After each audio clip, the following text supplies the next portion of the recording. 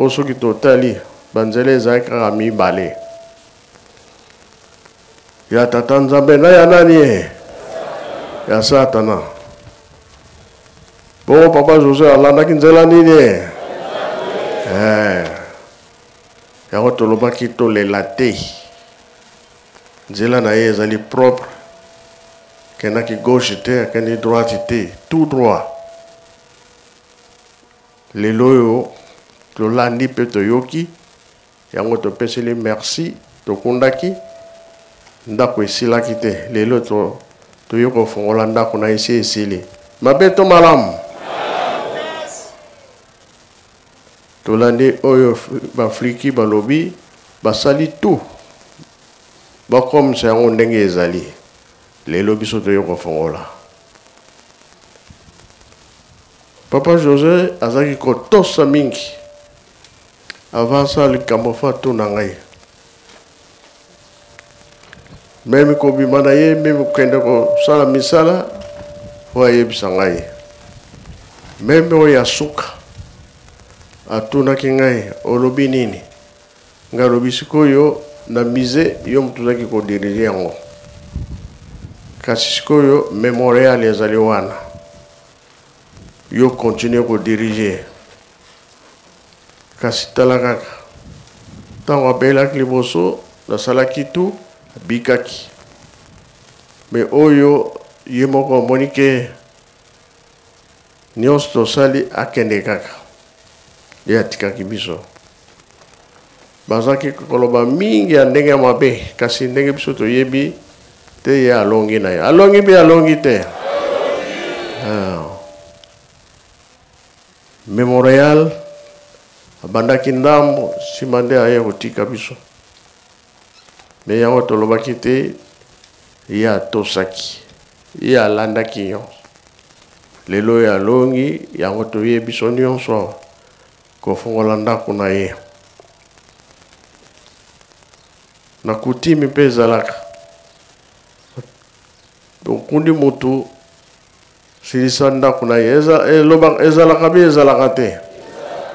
Yango biso toye kofongola ndako na ye.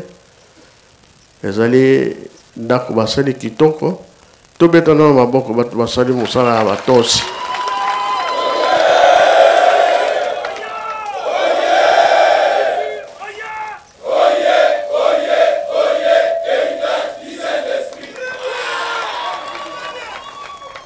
Ok, bonjour ba point.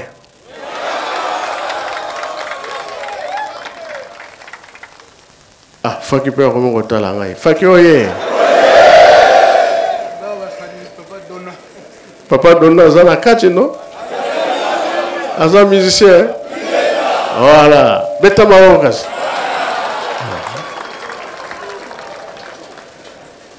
Landa kaka nzela oyo ya malamu. Ya tata Nzambe nkolo Yesu, tata Molimo Santo. Bato bazoyeba te. Sikawa ngasuke na bondeli pesa na programme tamuntu.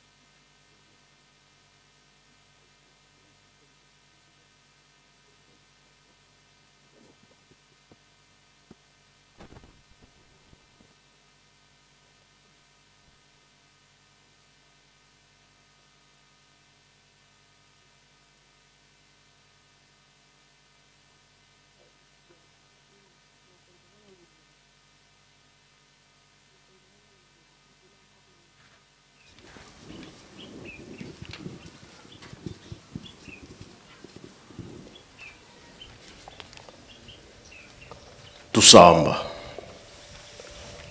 Tata Nzambi, Fumu Yisu, Tata Mwanda Velela. Betu Tumala Babeno. Mana Monica mon papa José, Matuanga Mpasi, Utu Sisidi. Kanzi, Yani Mosi, Wazayavo, Nzamo Mpasi Yena, 4e génération. Mon pasi beta dia tila ya noenda waika bonso kimpovela kia betu zi maonzo ngianchukule mfokolo kaya izi de chuko fokola kwa dia amri ya samo vom vita zimeni kuna este pasi zakini tumwini ponsiza mputumpe pasi zo zizi za zingi bafutukuma ngabeto bandombe kanda ngatu bakufutudi mana mawonso batakutuanga mpasi kansi yano atomazaya ho batata kisalu batusisila kia tunga di bundu yetunga Yerusalemi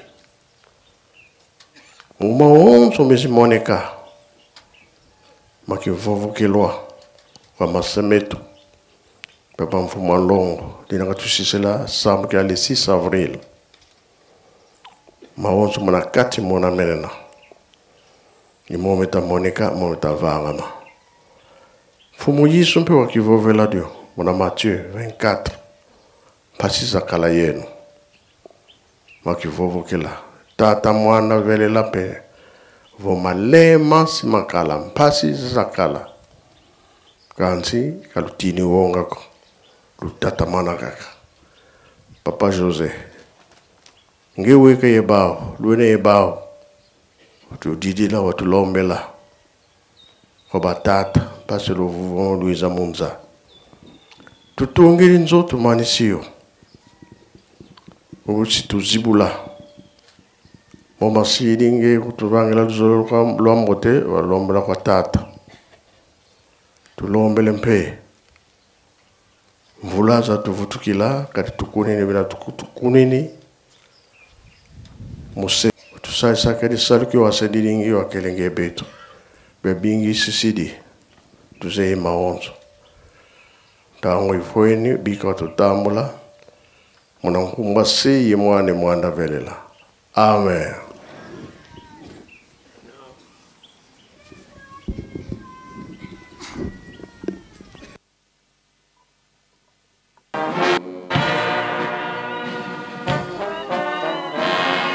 Bisonio sotokofanda nanu place tozali soki papa Kateriban.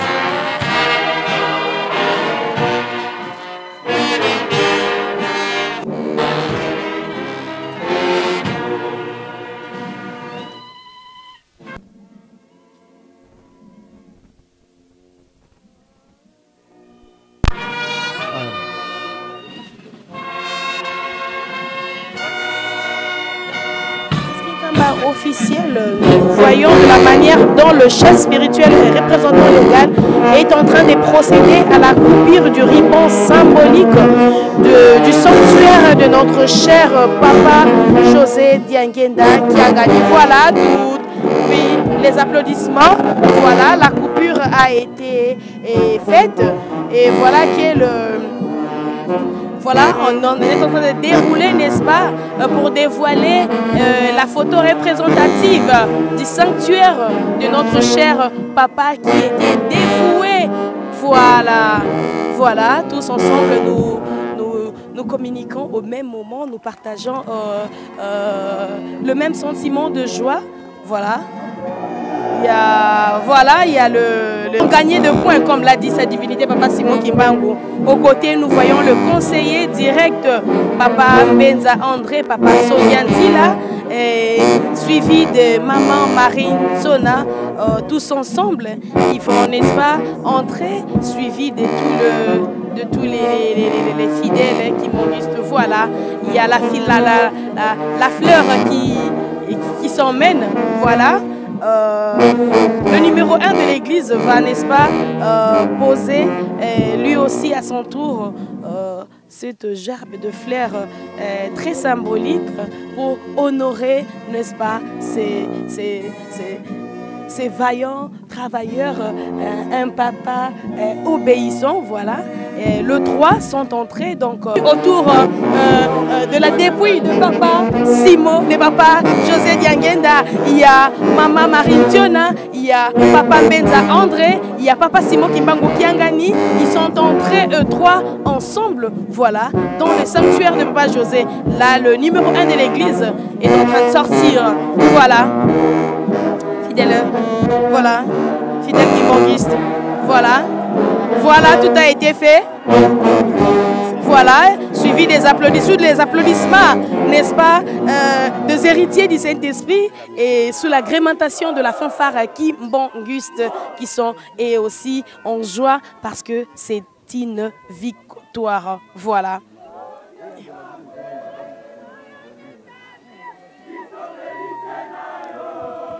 Voilà, en langue nationale, là nous voyons l'épouse du conseiller direct, maman Francine Nsenga, qui elle aussi à son tour va faire le dépôt de son gerbe de fleurs.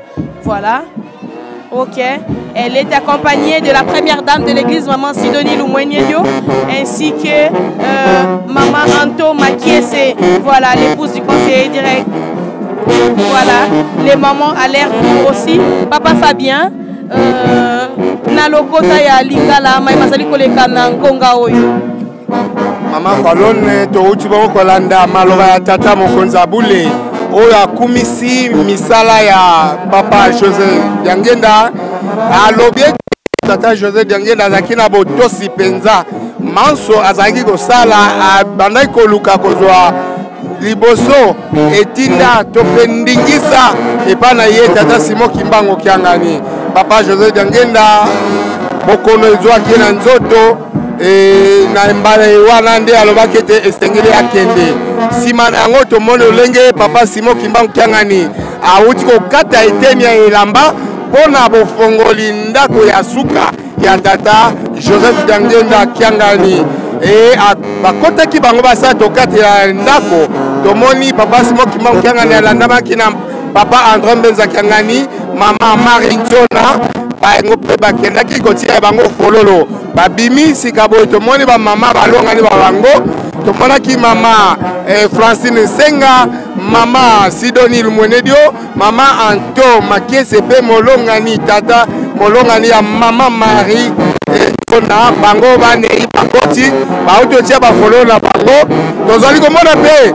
bazibilili ba photographe ba cameraman moko na moko azali koluka kozwa elili oyo asengeli kolakisa na mokili kotalisa lolenge makambo mazali kolekela awa tomoni maso mazali kotambola na lolenge esengeli tomoni mpe bana bango wana bazali kokende bana o babotami na batata na biso pe ba mama na biso bango wana bazali kokende po ete bango mpe batia bango folo mama Valone ebongisameki ete na lisanga nyonso moto moko akoleka mpona kotia fololo soki famille sante basilisi kotia fololo bambuta ya collège bakoleka bambuta ya cabinet bakoleka bakosalaka na mandako batata na biso bakoleka kotia bafololo mpe bakonzi ya masanga bakorale bakoleka mpona kotia fololo ntima ya awa toliki ete tokende liboso ya ndako ya tata mokonzi ya bule mpona kokoba maye makotikala tala maye mazali koleka na eleko oyo ekomi eleko ya kotia fololo okati ya ndako ya lokumu ya ndako ya suka ya papa Joseph Diangenda Kiangani mama Falone tela oto ezali komona na eleko yi.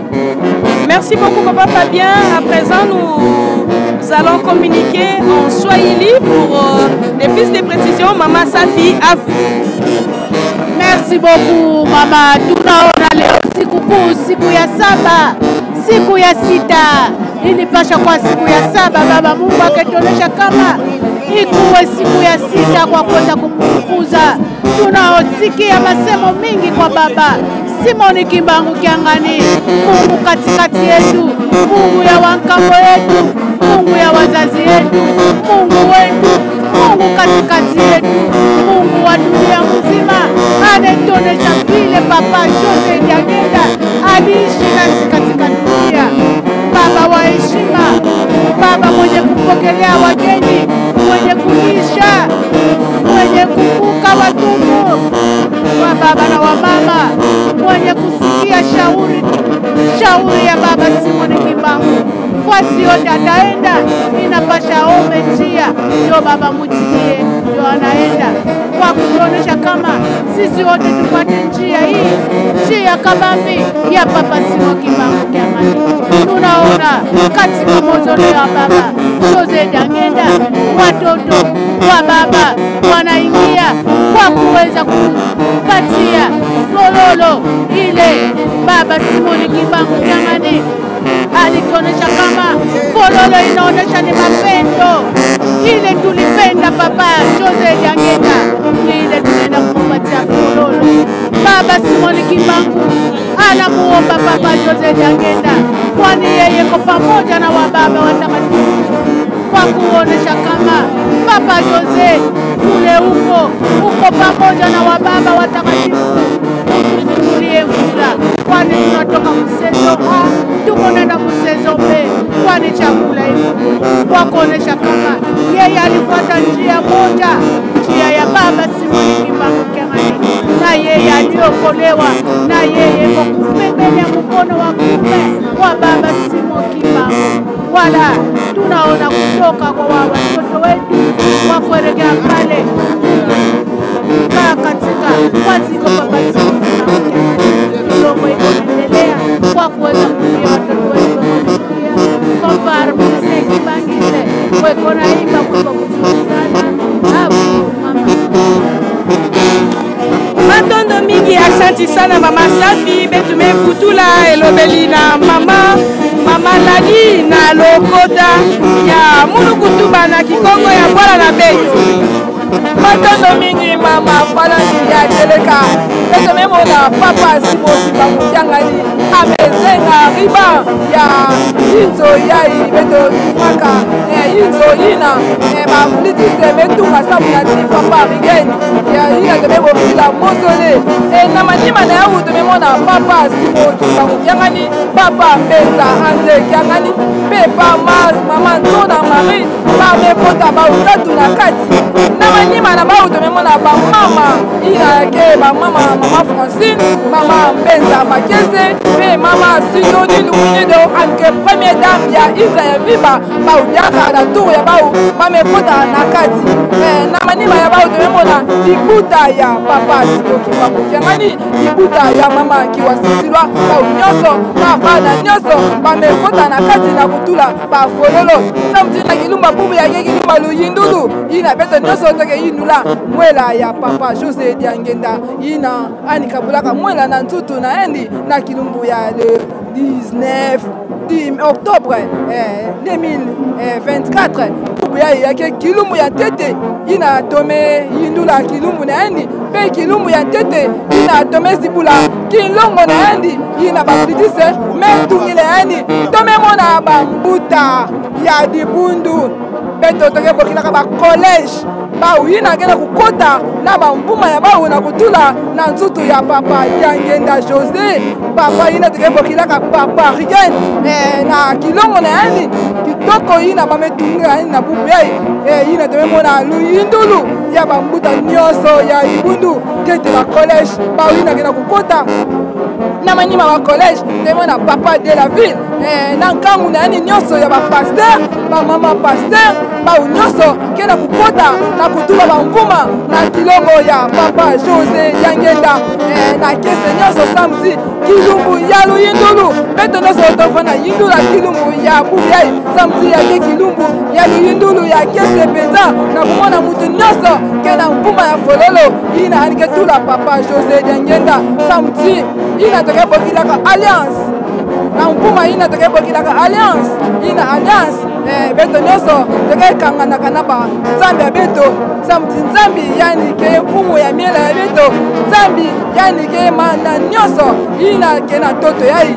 yani ke ndulaka bamiela ya beto ya wina toke yindulaka bau mutu nyonso ani ke yindulaka kilumbu yango samuti kilumbu ya bubu yai ya ke kilumbu ya luyindulu ina papa José Diangenda ani bikaka beto ani kabulaka mwela na nzutu samuti ani kona vanda molobeli ani kona vanda kitwadi na mama mwilu ani kona vanda kitwadi na papa Simo Kimbangu na kutubilaka beto bampase beto ke na inze yai beto nyonso tobikanaka na bapasi na kumona kati fafa Kimbangi seke na kubula mpungi ya kitoko penza na kumonaka bambuta dibundu ketete na kati na kukota na kutula bamvuma na kilongo ya papa José Diangenda na kiese nyonso ya wina mefutula kivovolo mama falan anike tubila beto na ndinga ya France.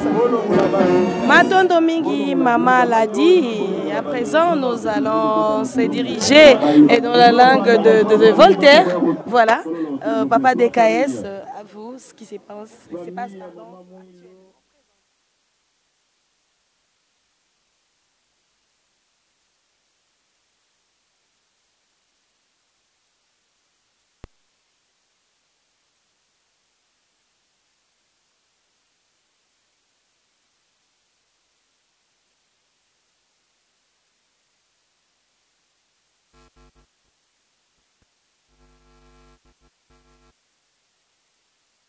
Octobre 2024 pour venir terminer ici à la cité centre d'Nkamba. Là, c'était le 21 octobre 2024. Et c'était aussi le jour de son inhumation ici à Nkamba, comme je l'avais dit, juste à côté de ces pistes où s'atterrissent les avions.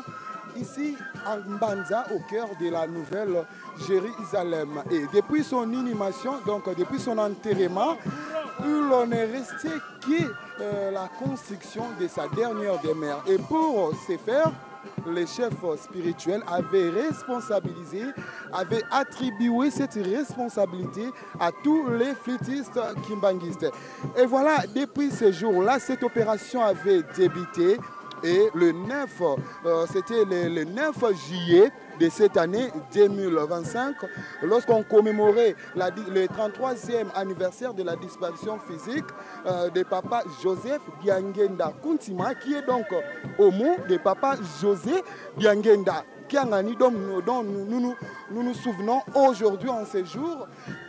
Les travaux de réalisation de son sanctuaire avaient débuté sous l'œil vigilant de Papa Mfumwambanza, le conseiller direct du chef spirituel en charge de l'économie et développement. Et là, nous avons suivi au début de cette cérémonie les mots du président général du dit groupe, donc le président général des Fétis Kimbanguistes, qui a relaté l'accompagnement qu'a connu ces travaux. Là, il a commencé par d'abord remercier la soutenance du conseiller direct, papa André Mbenza Kiangani, qui ne dormait pas. Il était toujours au four et au moulin pour donner des orientations. Mais c'était à l'entremise de son collaborateur. Là, c'est papa Dona. Il est aussi musicien. En suivant les messages du numéro 1 de l'église kimbanguiste, il a aussi jeté le gerbe de fleurs à tous les petits kimbanguistes, mais en disant « Eh, Fakipe Batalingaï ». Et il a aussi félicité les musiciens fanfaristes kimbanguistes pour l'accompagnement. Voyons que Papa Adona, il est aussi membre de la fanfare kimbanguiste, de raison pour laquelle le chef spirituel a aussi féliciter les musiciens de la fanfare kimbanguiste. Jusque-là, la pose des fleurs continue. Là, après, je vois le directeur général du département des transports, voies et communications. Il est aussi membre au cabinet. Donc, disons, il y a les cadres ecclésiastiques qui continuent à poser leurs gerbes de fleurs. Mesdames et messieurs, vous qui nous suivez de partout, restez toujours scotchés, branchés à la presse Kinkamba officielle pour ne rien rater. Mama Falon Ntima. Merci Papa DKS. La cérémonie en continue depuis la colline Sainte et inspirée berceau du kimbongisme. Papa Fabien, à vous.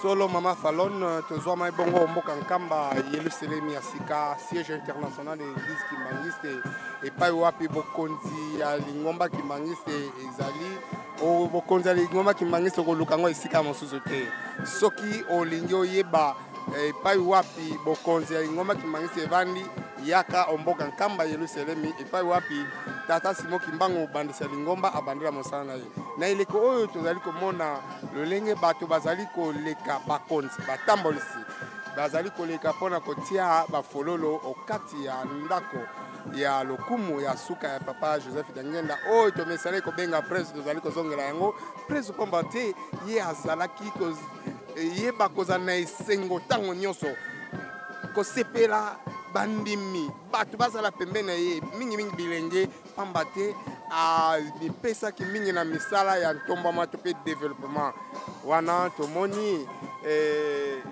bato bazali kokoba nsima ya famille sainte tomonaki bambuta ya lingomba tomoni bamembre ya cabinet oyo batambusamaki na papa révérence urbain Soalengi e collège ya RDC etambusamaki na papa président du collège DG président Sika Boye tozali komona bandoi wana ezali bandoi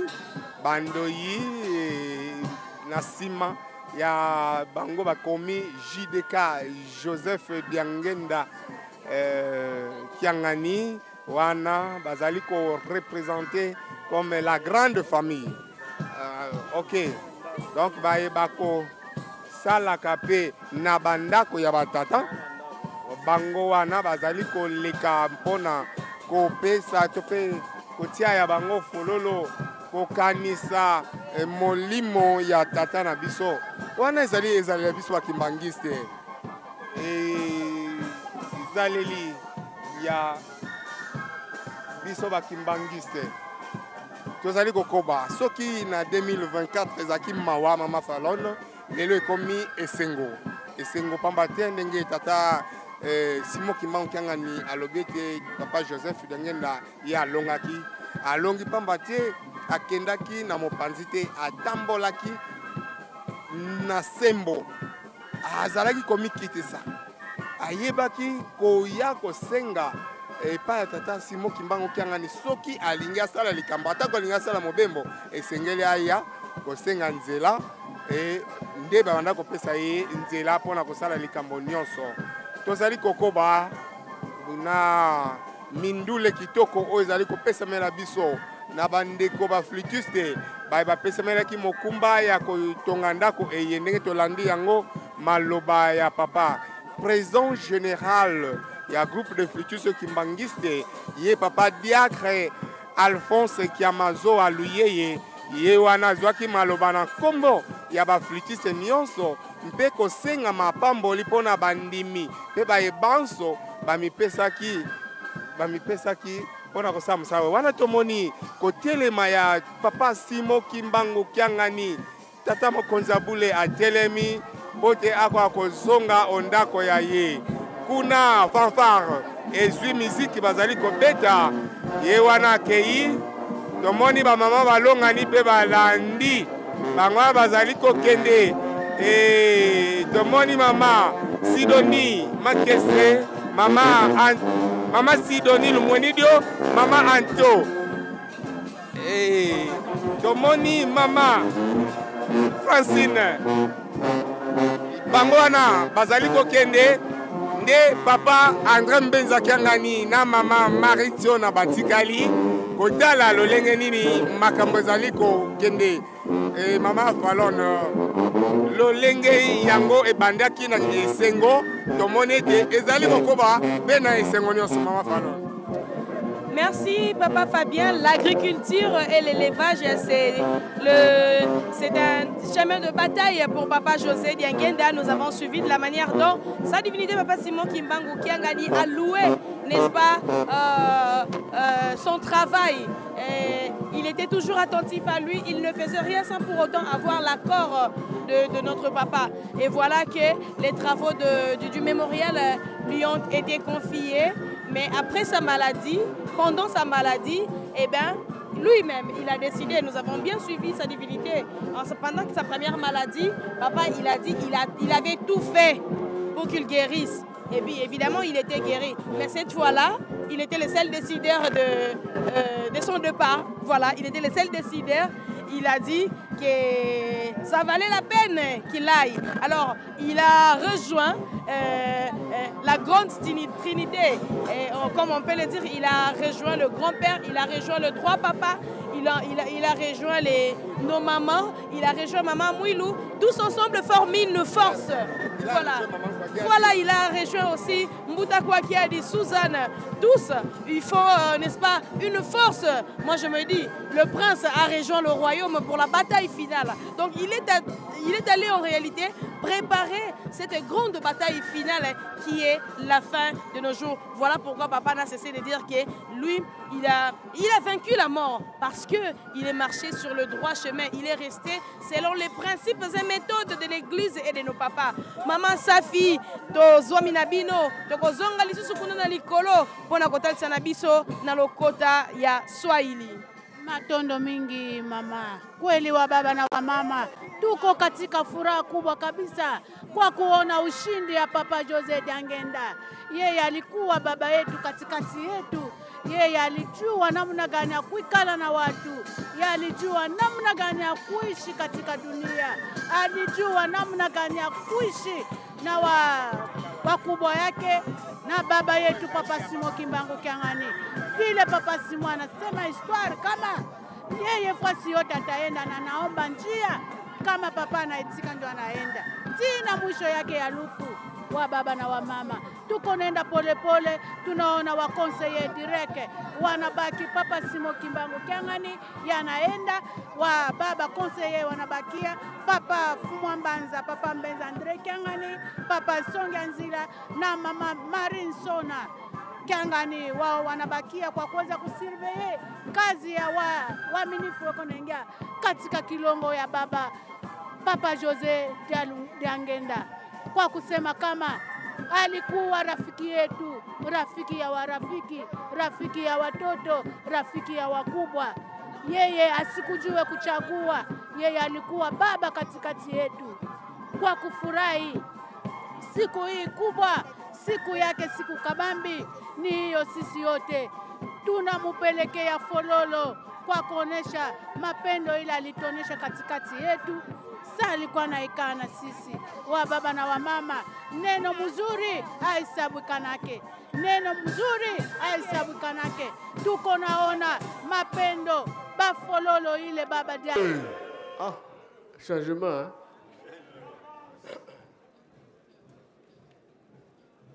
Maman de bakuganie. Batata bakuganie. Batata papa. Gainde nazaka sima ya ba mama. Toyebi yango.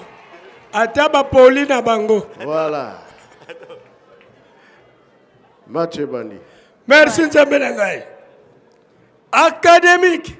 Voilà, nous avons entendu comment est-ce que le chef vient de donner les mots d'ordre, le fait vert pour le déroulement d'une Tintani, ce qu'on appelle communément la récolte de fonds. Et nous vous signalons ou nous vous rappelons que c'est comme ça que nous construisons Kamba. Voilà, au Lokota, il y a Kikongo, Monokutuba, Maman Ladima Kiese, Wapipa Itosomi Albosoa résidence, Elobeli et Painabino, Hotel Sanabiso, Maïmazali Koleka, Matondo mingi mama faloni ya cheleka betebe kuma na tangu ya chisani ya bisalu beto ya utokesala kasamti to sala kisalu to tunga kamba Yerusalemu ya sika na anti sani ya wina na tangu ya ibetoke awa na zwala ya residence ya tata monimo santu na kusalaka tisani ya cheleka mevutula kivolo na Papa Fabien yani ke tubebe na lokota ya Dingala. Maman l'a dit.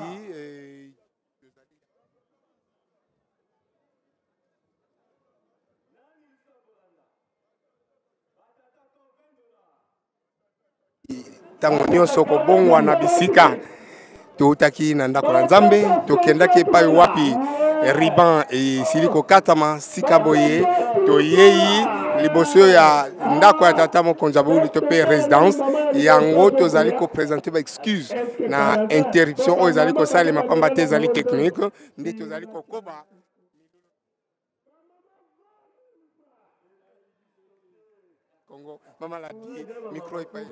Merci Papa Fabien Yachele Kabetumikwa Papa Fabien Metuba samedi toke na kwenda na bisika ya faso na faso toke na kusala ba déplacement ya wina me lomba ba excuse samedi na antenne beto toke kaka branché ya wina tona kulanda na tangu ya yi tona kulanda kanaka bisalu ya ntungulu ya kamba Yerusalemu ya sika kitwadi beto toke ba kitwadi kitwadi ça veut dire dibundu ya kimbangi sebeto toke tungaka na tisani ina ke tungaka kamba Yerusalemu ya sika ya wina tangu ya tomeko na tangu ya tisani ya bisalu mutu nyonso ke awa nikena kese mingi na kumona kati bubu ya yake kilumbu ya kese ya luyindulu ya kilumbu ya tete ya ina mvula ya tete ina toke na kuyindula mwela ya papa José Diangenda yani kabulaka mwela na nzutu na kilumbu ya bubu ya toke na kuyindula na kilumbu ya bubu ya kilumbu ya bubu ya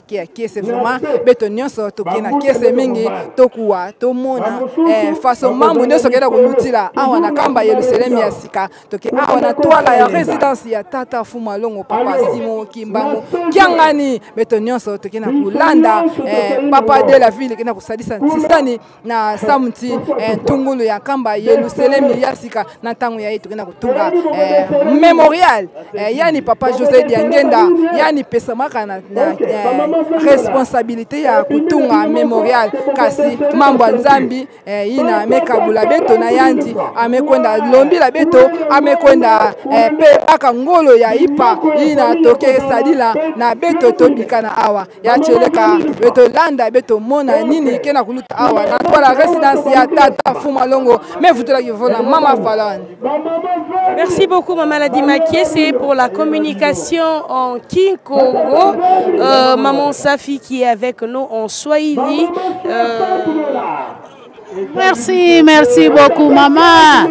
Tunaona tangu asubuhi tulikuwa pale kanisani na tunakwenda pale kwa kuweza kukumbuka siku ya leo, siku kuwa kwa kufungula kilongo ya baba mheshimiwa mkubwa Papa José Diangenda. Tunaona kutoka pia kwa wamama wetu wa conseiller direct, tunaona Papa Mbenza, tunaona wala tuko naona Papa Simo Kimbangu Kiangani kumbele ya residence. Tunaona kazi mkubwa kunafanyika kwa ile kazi Papa José Diangenda aliacha, ni ile tuko naendelesha kwa kuweza kujenga kamba Yerusalemu. Tunaona Ntintani iko nafanyika hapa, wa ndugu wa baba na wa mama, kwa kusema kama tuko nafanya Ntintani kabambi kwa kuweza kujenga Yerusalemu. Ile masemi Papa Fuma Mwanza alituacha kama tujenge Yerusalemu kwani tupate kufurahi. Ni Papa Simo Kimbangu Kiangani, Mungu katikati yetu atatupatia kazi kubwa kabisa kwa kuweza kujenga kamba Yerusalemu. Tunaona kazi wa mama weko natumika, kazi wa baba pia wako natumika kwa kuweza kujenga Yerusalemu, kwani ni kazi yetu sisi peke, malipo yetu sisi peke tutalipiwa katika baba Simoni Kimbangu Kiangani kwa utatu takatifu katika kamba Yerusalemu, fasi yenye kujaa miele na miliki wa baba na wa mama. Leo siku kabambi, siku kuu, siku ya furaha kubwa kwa kufurahisha baba mheshimiwa mkubwa Papa José Diangenda. Furaha kubwa kabisa ku 2024 kulikuwa ni tabu, kilio, dunia mzima ililia. Leo dunia mzima inafurahi kwa kuweza kufurahisha baba mheshimiwa mkubwa conseiller direct ya Papa Simo Kimbangu alituacha le 19 Oktobre 2024. Tuko na furaha kubwa sana kwani tunafanya alliance na baba kwa kuweza kumpatia flair, kwa kuona kama yale tupenda sisi pia tunampenda, ni tunaleta flair yetu kwa kuweza kurenouveler alliance ile Papa Simo Kimbangu Kiangani anaonesha kwa Papa José Diangenda kwa kusema kama yeye iko katikati yetu, anamwonyesha sema wewe baba unakuwa karibu na wababa kule huko, utombee mvula. Tunatoka mu deuxième, tuko nenda ku deuxième saison B, utombee mvula, chakula ipate kuwa, kwani tupate kulisha kamba ya Yerusalemu, kwa kuonesha kama wababa na wamama kamba ya Yerusalemu iko najengewa kwa wafu na wakweli na wenye kutembea. Kwa baba na wamama tunakuwa ensemble na baba Diangenda Jose, kwani Papa Simon Kimbangu anatuonesha kama yeye anashinda eko kumukono ya kume ya Papa Simon Kimbangu. Tuko naenda polepole kwa kupatia pia wengine wapate kutuendelesha, kutuonesha neno gani unapita katika kamba ya Yerusalemu. Avu mama. Merci beaucoup, maman Safi, qui vient de communiquer, n'est-ce pas, en Swahili, Papa DKS, qui va rejoindre ces plateaux pour une large diffusion en langue française. Papa DKS, à vous. La seule et l'unique force de construire la cité sainte d'Enkamba, c'est la collecte des fonds, communément appelée Ntinsani. Et voilà, au moment où nous vous parlons, c'est la compétition de collecte des fonds qui s'effectue devant le numéro 1 de l'église kimbanguiste. Évidemment, sa divinité Papa Simon Kimbangu Kiangani, comme vous les observez très bien à travers les images produites par la presse Kinkamba officielle. Mais il faut savoir que depuis qu'on a commencé ces reportages, vous n'êtes pas informé qui est à la réalisation, qui est à la caméra, qui est à la régie. Il faut signaler qu'à la réalisation, c'est bien Papa Alphonse Landou, et nous avons nos caméramens, Papa Merdi Matondo, Papa Patience Biwaku. Il faut préciser que Papa Merdi pilote le drone, et Papa Patience Biwaku, et à la caméra principale, il y a aussi le directeur fils Boufeta, Loboko Trépé avec les images. Il y a Maman Anita et Papa Baldini tout ce qu'il a. Tour à tour au micro, vous suivez là la voix de DKS Dialungana et Maman Fernandima, Maman Lati et Maman Safi. Et enfin, je ne peux pas oublier Papa Fabien Lomingo. Et après Papa Fabien Lomingo, nous avons aussi Maman C'est Prévu pour Nzambi. Tous ensemble, nous nous trouvons devant la résidence officielle du numéro 1 de l'église qui Mbanguiste. Et nous rappelons encore, c'est le 18 octobre 2025. La journée dominicale demain, c'est une journée sacrée, consacrée littéralement et uniquement aux activités de l'éternel Dieu des armées.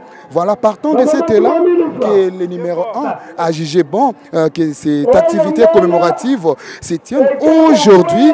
On ne peut pas aussi déranger ou surcharger la journée divine du demain dimanche. Donc voilà, aujourd'hui nous sommes le 18 octobre. Mais le conseiller direct, Papa José Diangenda Kiangani, a tiré sa révérence le 18 octobre 2024. Tous ensemble, nous avons vu les images. Avant de venir ici, devant la résidence officielle du numéro 1 de l'église, tout avait commencé dans les temples où on avait suivi la prédication qui était faite par révérend Sirban Swalengui.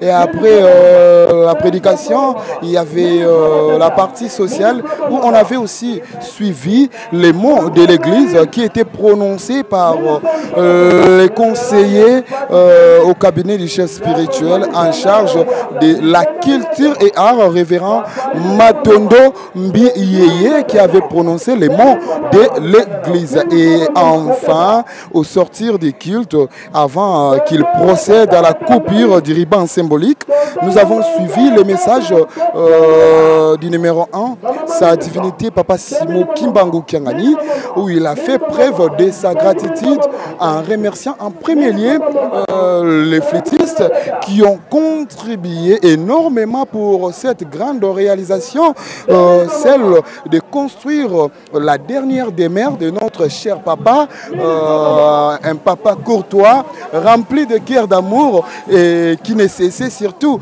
d'incarner la vision du numéro 1, sa divinité, Papa Simon Kimbangu Kiangani. Et après avoir fait preuve de sa gratitude auprès des flûtistes kimbanguistes, il a aussi remercier les musiciens. Là, nous le savons très très bien qu'un bon père n'aime pas voir ses enfants pleurer, stressés. Et voilà, il a dit, Namoni, ba musicien, pe, il a dit, non, vu que papa, c'est lui qui était à la tête de toutes ces activités, c'est lui qui orientait au fait, qui prenait les orientations auprès du conseiller direct et pour venir transmettre aux ouvriers. Donc, je rappelle, c'est Papa Dona, vu qu'il est musicien, il est membre dans la fanfare kimbanguiste, il a aussi remercié tous les musiciens de la fanfare kimbanguiste. Et puis, tour à tour, il y avait aussi les fidèles qui ont apporté des gerbes, des fleurs, les responsables de l'église, les cadres des mouvements, associations et services ont aussi procédé au dépôt des gerbes, des fleurs. Et après, voilà, nous nous retrouvons ici devant la résidence officielle pour la collecte des fonds. Partout où nous nous groupons, où nous nous regroupons, il y a toujours une collecte de fonds parce que c'est la seule force pour construire notre église. Et vu aussi que nous avons les retards de 10 ans, comme l'avait dit, souligné nos papas, Papa Kisolokile, Papa Dialungana et Papa Diangenda Kuntima, nous avons les retards de 10 ans pour la construction de la nouvelle Jérusalem. Et partant de cette optique que chaque fois, à chaque rencontre, il y a toujours l'Enti Nsani. Après cette collecte de fonds, les cadres ecclésiastiques se dirigeront derrière la résidence pour un cocktail, donc pour grignoter, essayer un peu de déguster quelque chose. Et puis le rendez-vous est encore fixé à Ngombe Kintsuka. Là, Maman Fallon, je sais très très bien que tu vas préparer aussi quelque chose d'ailleurs parce qu'il y aura encore un dîner spécial à mémoire de Papa José. Je ne sais pas, Maman Fallon, est-ce que tu vas aussi marquer ta présence à Ngombe Kintsuka où se tenira un dîner de gala, Maman Fallon?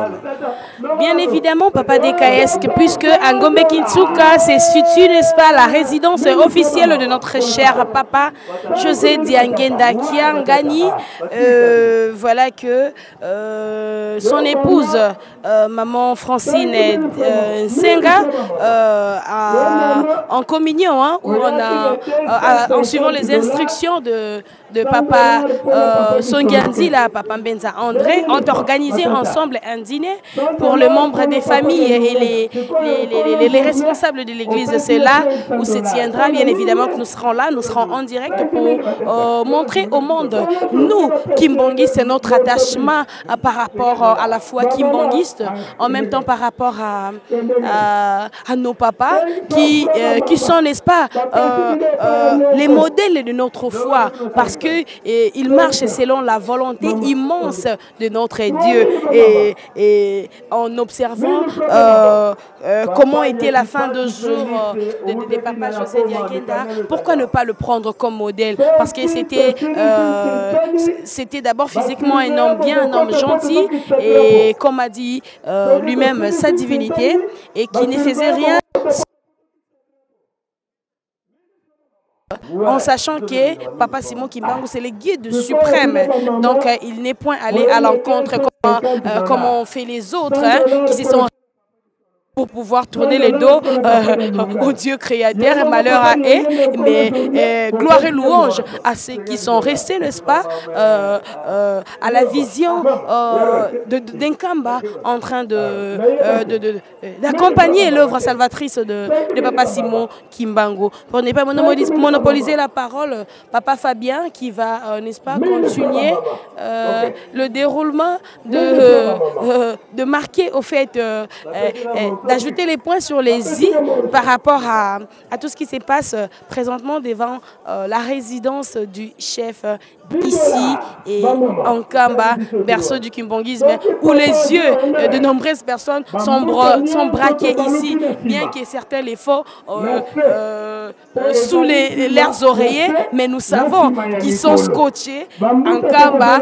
et ils ne peuvent pas vivre sans pour autant avoir l'écho des Kamba, parce qu'en réalité, c'est le cercle où nous avons été laissés par nos papas. Papa Fabien.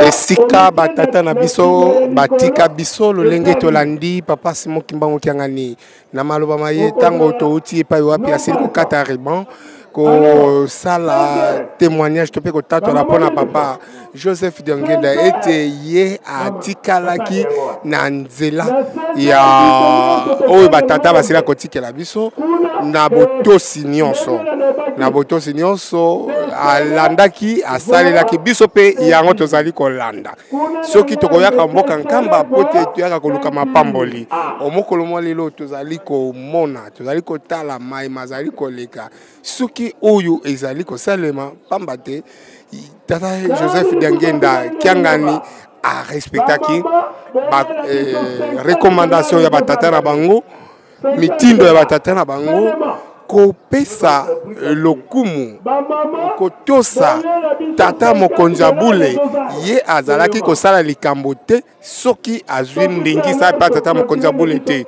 wana maloba na biso te kasi maloba oyo biso to sili koyoka na mokolo mwa lelo na papa Simon Kimbangu Kiangani ye moko ndi atatole yango awa tozwa maloboso ya ndako tata Simon Kimbangu Kiangani bandimi banso ezali eleko misala pamba te toyaka mboka nkamba pona mabondeli pe kosala misala awa bakimbangisi basila kososola likambo yango moko na moko tango akoyaka olosambo ayebaka kobongisa mwa mosolo pona kotia na sani mosolo oyo wana yango nde tozali kotongela nyonso oyo tozali komona kobanda mboka nkamba pe lingomba bisika bienso ezwami nde tomesana pute toyebitina ya misala oyo tokosalaka ete soki osali te solo lifuti pe okozwa te kasi oyo akosalaka nde akozwa lifuti tozali kokende malembe milulumi yetu bandaki na tongo na losambo na kati ya ndako na Nzambe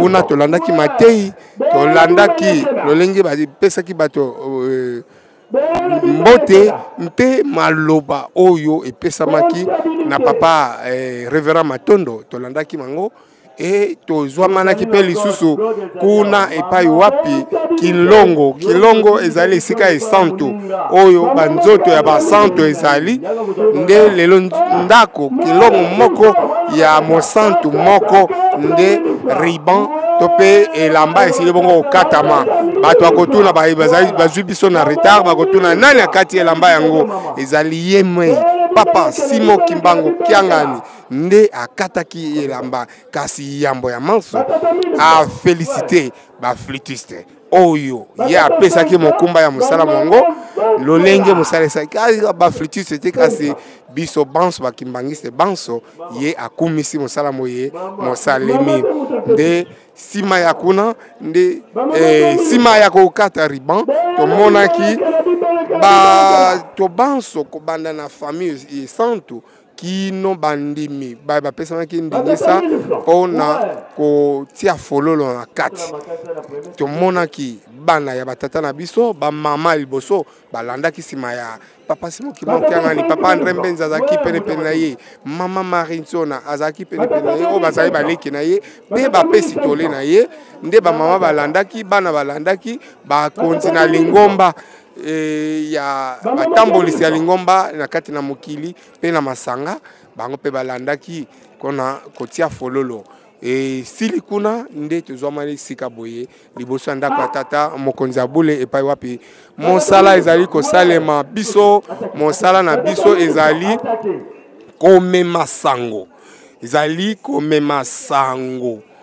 ya tata Molimo Santo na mokili mosala na biso ezali komema sango ya lingomba na mokili baye bazali le mosika baye ba mai mazali koleka omboka nkamba nde tina iwana na nzela bilili na eliko oyo Nanzela ya chaîne ya YouTube ya presque Nkamba officiel de et bato banso bazwa kili bako ya kokoma na mboka Nkamba te bazali kolanda manso lolenge ezali kolekela mboka Nkamba na botambusami ya tata Simon Kimbangu Kiangani mokonzi ya Lingomba Kimbangise azali se moko mokonzi mosusu azali te azalaka na balandani te kasi pene ye to moni bongo bapesi toli balandani bazalaka te o ba chef spirituel adjoint bazalaka te yende chef spirituel pe azali pene ye na ba conseiller direct nde ye wana tomoni tata Simon Kimbangu Kiangani o batikela mokumba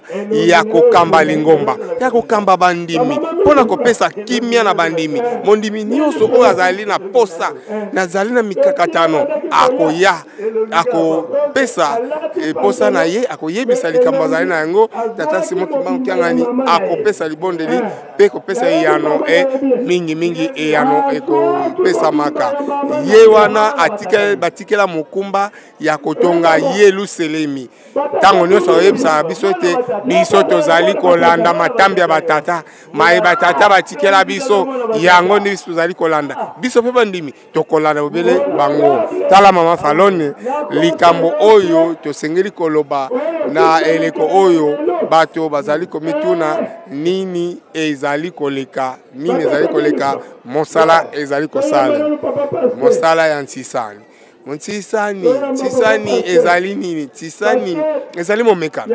momekano ezali momekano ya kotala lolenge nini tokotonga Lingomba oyo atie mosolo oyo pe atie mosolo ndenge wana biso bakimbangisi tokotongela Lingomba na esengo nyonso ezali momekano na kanda te momekano na kobunda te kasi momekano ya kosala mosala ngai tika na sala ngai pe tika na sala ngai pe ndenge wana ne misala na biso uta papa Simon Kimbangu abanda mosala na ye uta papa Diangenda pe bayi bazaki pene na ye bazalaki basalaki lolenge wana yango wana pe papa Simon Kimbangu Kiangani pe bapesi toli bakitani na ye bakolanda bazali bobele kolanda nzela ye wana biso bandimi tosela kososola yango toyebi yango ete mokumba yango epesama ya biso tokozela lisusu bapaya te bakouta na bamboka bapaya bamemela biso mosolo te mosolo biso moko na moke tokosalaka yango nde lelo temple monene to pe temple monene etongama omboka Nkamba lelo yo tomoni ndako ya mitino lelo tomoni musée lelo tomoni résidence officielle ya tata Simon Kimbangu Kiangani tomoni ba cité ya Nkendolo cité ya Nzanza Bisadi tomoni ba kelasi ezali kosalema ba hôpitaux ezali kosalema pe bandako ya ndenge na ndenge ya koyambela bapaya ezali kotongama bobele na Ntsisani oyo lelo tomoni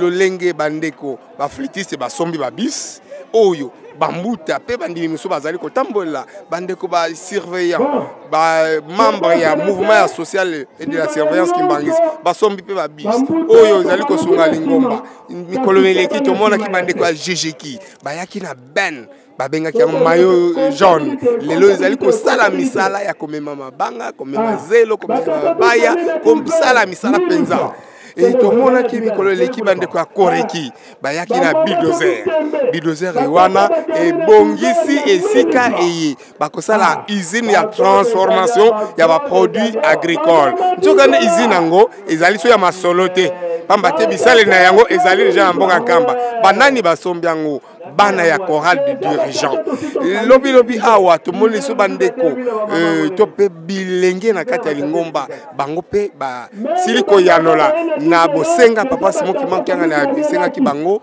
kosomba pe bulldozer yango elakisamaki ezaki bongo mokona misato elakisamaki yango pe kokota na misala pamba te esengeli kofongola banzela soki papa Simon Kimbangu Kiangani azoloba ete tobokola bisika biye bazali kolona bilona tango yango ekobota esengeli kobimisa yango kasi mpona kobimisa yango esengeli nzela ezala ntina ewana tata Simon Kimbangu Kyangani azali kosenga bamasini mingi oyo ekosalaka nzela mpona banzela efongwama bisika nyonso misala ezali kosalema mama Falone tokoloba mpe lisusu mikolo mileki tomonaki kuna na Lwila tempelo monene mpe efongwamaki kuna kuna na Mwanda tata mokonzi ya Bule atindaki révérend Ndungi oyo azali membre ya collège azali chef de département ya département évangélisation na kati ya collège exécutif national ya RDC akendaki kotia libanga ya yambo mpona kotonga lelo tobengi yango ke nzoka nde na capacité na yango ezali port mobimba epai wapi bamasuwa ebandako ya kotelema wana nyonso ezali mpona lokumu ya Lingomba Kimbangu se lokumu ya tata Simon Kimbangu Kyangani oyo amipesi tango nyonso kosamisa tolanda maloba ya tata mokonzi ya Bule naki chinsani naki mbelekela bamama bakanie ngati nalobaki avant bamama bakanie merci papa batata bobeta bamama waboko oh bozala bolingo ça c'est bien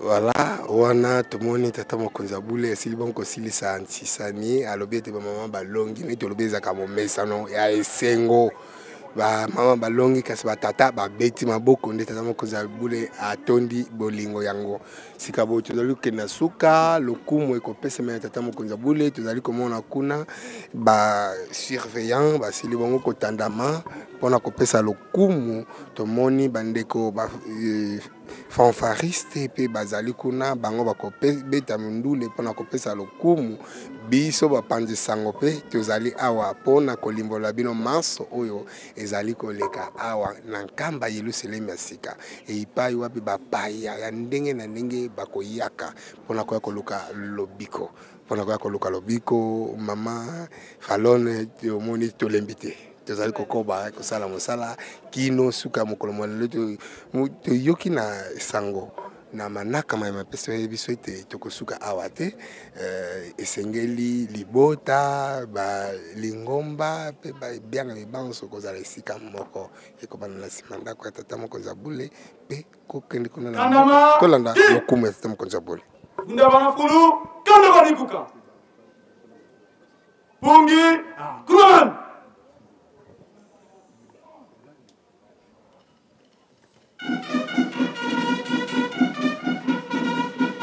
Susuluka Indu Kanama Ge Kunda Kunatin Muziki Pungi Anditu Sukatata Malongo Fumalibu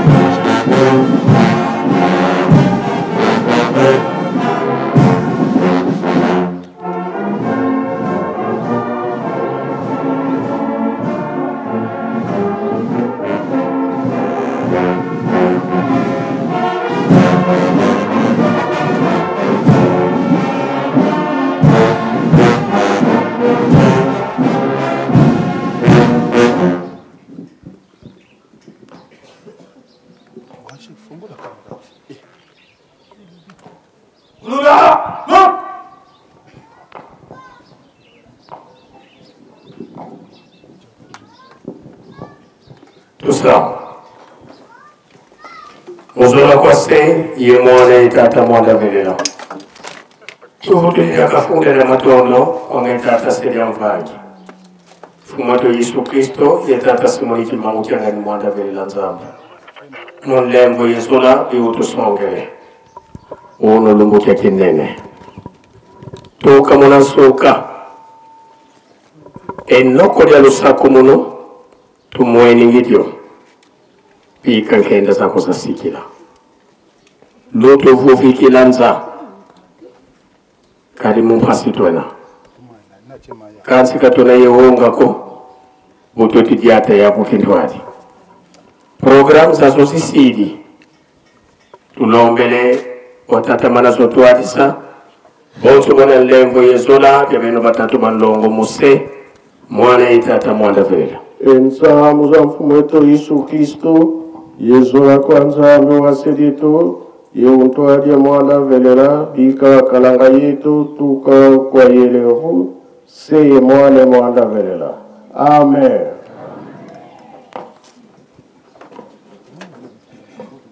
Kunda Skuratin.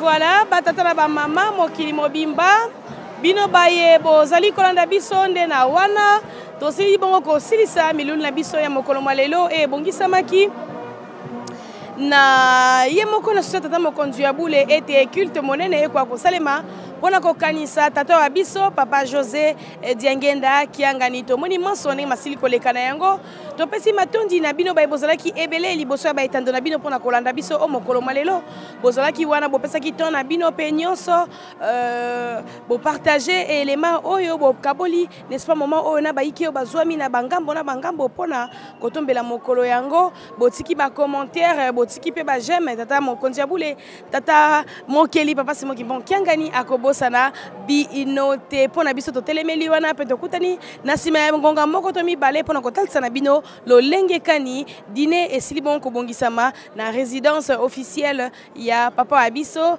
papa José Diangenda kiangani papa de KS et le bel Painabino. Tout a été dit, Maman Fallon Nontima, vous l'avez souligné.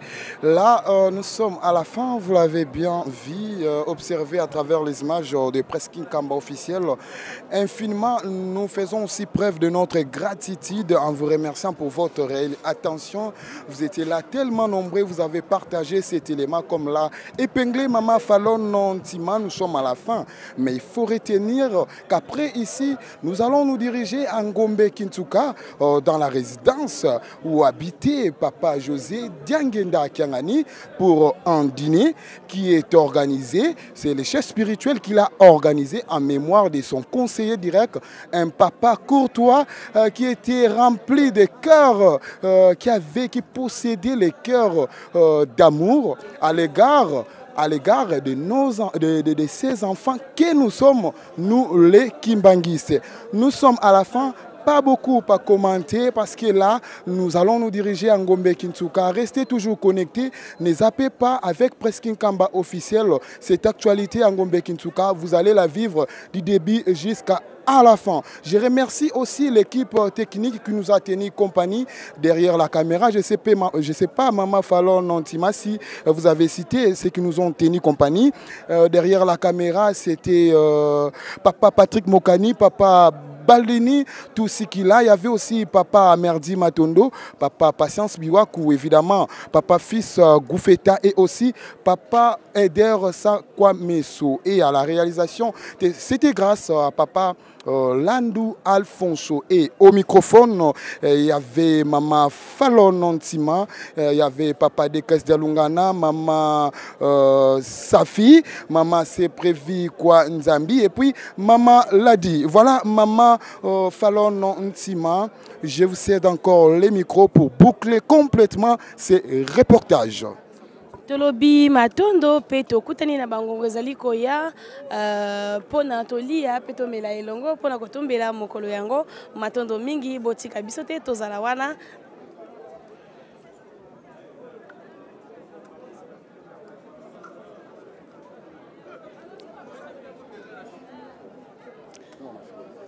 Voilà, Régie Talisi Nabiso était Zalina nous prêter. Ndena yango maman Safi pe okoya pona kopesa un au revoir na Swahili maman Safi comme la biso pona kopesa un au revoir en Swahili nde kozala solo bongo malamu mingi. Matondo mingi mama na biso. Kweli wa baba na wa mama. Tuko paka katika furaha kubwa hapa Nkamba Yerusalemu. Siku tunakumbuka siku kuu ile baba Diangenda alituacha. Tunaona furaha yake ile alikuwa na sisi hapa duniani. Alikuwa baba wa baba, baba wa watoto, baba mwenye kujua kuishi na watu, mwenye kujua namna gani Papa Simo Kimbangu Kiangani eko na mtuma fasi yote ataenda na atafanya kazi. Alituacha mateso, alituacha tukalia, na leo tutakuwa na furaha. Ni tunapika kunokta kwa hii saa hii tuko nayo, tutapitia pia wenzetu kwa kuweza kutuonesha neno gani unapita katika Nkamba Yerusalemu. Kule Kungombe Kinsuka kuko dine ya kafu hapa kumukongo ya baba Simoni Kimbangu kuko kuktae, kwani kwa kusema kama sisi wote tupate kufurahi ensemble na baba Diangenda José Avuma. Maman Ladi pe yepe azalaki na biso lokola na lokota ya Kikongo monoko ya Nzambe pe lisusu ya kopesa au revoir ne bakolo bakopesa mbote ya suka pona ko clôturer mokolo yango hein. Voilà ko clôturer reportage na lokota ya Kikongo. Maman Ladi okobele mepene pene. Merci beaucoup Maman Fallon ya cheleka betoke da kupesa mbota tsuka fe kasi betoke kwenda continuer kuna na Ngombe Kitsuka faso ba betu bila awa na tola résidence ya Papa Fumalongo Papa Simo Kimbangu Kiangani beto memanisa na kusalaka ba mamu nyonso ina to vandaka na beto na kumona kati to vandaka na ouverture ya kilongo ya Papa José Diangenda Kiangani to memanisa tisani Papa Fumalongo yani metuba beto kwenda mbote beto to kwenda mbote fe kasi toke kwenda continue kuna na Ngombe Kitsuka kuna ne toke manisa ba mambo nyonso na dine yina Mama Francine me bongesa sam na bandimi sam na bato nyonso basepela na mambote yina Papa José Diangenda anisadila ka beto pe yina anivanaka na kese na mutu nyonso yina to fobokila kani prezo Papa Rigen anivanaka na kese na mutu nyonso ya wina Mama Francine amebongisa dine samuti beto nyonso to sepela na kilumbu yango. Merci me pesa kivovolo me futola na Mama Fallon. Merci maman l'a dit, maman Nabiso maman révérende Francine Nsenga, yé asali yango ye moko te tokolobaka toujours mokenge limbanza et bongisa mina liboso ya yambo na ye moko papa Simon Kimbangu kiangani pe mobateli yelu selemi tato akolingaka ete mabumu na biso ekufa nzala te oya kotala kabiso na libumu papa Songia Nzila ye wana nde moto apesaki maboko pite réussite totale eko akozala ezali kaka na ngombe te ezali pe na sima ya résidence na sima ya ndako ya papa kuna pe mwa mai pe ya sukali mwa gâteau pe esili pe kobongisama na baike oyo bazwami awa na mboka bule na mbanza plus précisément baende bakozala kuna ndakisa famille pe ba mbuta ya lingomba nde banso elongo na biso la presse nde tokozala kuna tokoloba yango na mokili mwa po bayeba kudia na kunwa au rendez-vous dino botala biso na kutia balala bien sûr botala biso na misu bolia na biso elongo pamba te mobeko ya biso tope epai na biso ekozala kande epai na biso ekozala kande bongo esengo na esengo la fête en continue epai na biso tokozala kande ngona tokoliaka tokomelaka tokosepelaka na banso oyo bazwa libaku ya koya na mboka ya bule papa Salomo Dialungana maman l'a dit ba oyo bazwa libaku ya koya na mboka ya bule bayebi ete awa bato nyonso bakolalaka ofele bakoliaka ofele bakomelaka ofele na nguya tata molimo santu papa de KS tozali kokende olobinini. Voilà, la régie vient de nous signaler qu'à présent nous allons nous orienter derrière la résidence de sa divinité Papa Simon Kimbangu Kiangani. Comme vous l'avez dit, où est prévu un cocktail pour déguster en paix, mais c'est prévu juste pour les cadres ecclésiastiques et non pour tout le monde. Et vous savez que Papa José Diangenda a incarné la vision du numéro 1 de l'église kimbanguiste. Son cheval de bataille était l'agriculture et l'élevage. Et pourquoi pas aujourd'hui le jour où nous commémorons sa disparition physique, que la nourriture puisse manquer. Est-ce qu'évident? Non, c'est pas évident parce que il était fort en ça, il se battait pour ça, pour que nous puissions toujours avoir de quoi à manger, de quoi à mettre sous la dent. Et voilà, jusque-là, comme la régie nous a signalé, ne zappez pas rester toujours connectés, c'est pas la fin de ces reportages parce que là, nous allons nous orienter derrière la résidence pour la continuité des programmes. Et les soirs, tous ensemble, en Gombe Kintsuka, Mama Fallon, en tout cas, je sais très bien que l'ambiance va continuer et ça va encore s'accroître parce que là, c'est la nourriture, hein, Mama Fallon, Antima. Bien évidemment, papa de KS, loko koyeba ya motuya otokobenga ka défilé de réjouissance nano esalemité mon mesano ya ndako na biso tokozala kandengwana biso tokobina katika si tokosepelaka sous l'accompagnement mais sous na nsima ya accompagnement ya fanfare kimbongiste tope ya ba héritier ya tata molimo santu nde na wana toko exprimaka tope tokolakisaka esengo na biso donc pour ko clôturer nyonso nzenze ekobetama kuna toza kolia kuna toza komela kuna toza kolia kuna toza kosepela kuna toza kolia toza pe kokanisa misala tata na biso poto za tozwa comme modèle poto longa pe lokola ya longi na mokolo mokolo na ya suka toyoki tata mokonzi ya bule lelo atalisi yango ya landaki nzela ya mabete. Malheur à ceux-là oyo se détourner, n'est-ce pas? Nanzela tata mokonzi ya bule lobiko pona bango ezali te pamba te dialunga na kianga ni Salomo le Christ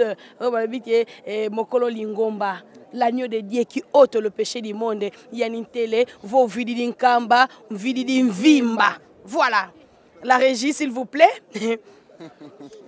Voilà la régie pour la brancher maman Fallon ezali ndengwana kati na biso tango yebi ete ozali na nzela solo na nzela kimia il faut qu'on la fière na tata oyo yo nzimeli il faut qu'on la fière kolanda sima te kolanda badongolo miso te kolanda bayo basi bazangeli te tata mama tala mokolo ya lelo tangwana ezalaki pasi tozalaki awa liboso ya ndako ya tata mokonzi ya bule o papa azali koloba na biso bolela te pamba te yebaki ntina tango esalemaki batata na ye bango mpe bayebisaka bango mpe balela te kasi ye moko mpe tango azongi na nzoto na ye atalisi biso ke tolela mpe te mpo na nini mpo elonga esilaki deja komonana c'est vrai na nzoto ezalaki pasi na nzoto ezalaki pasi pokota la brezo papa na biso azalaki un animateur azalaki kocha gaieté sika malili ezali soki bokomi akuti bino azalaki kobimila bato na kati na kidiba un père courtois na kidiba tata wa bolingo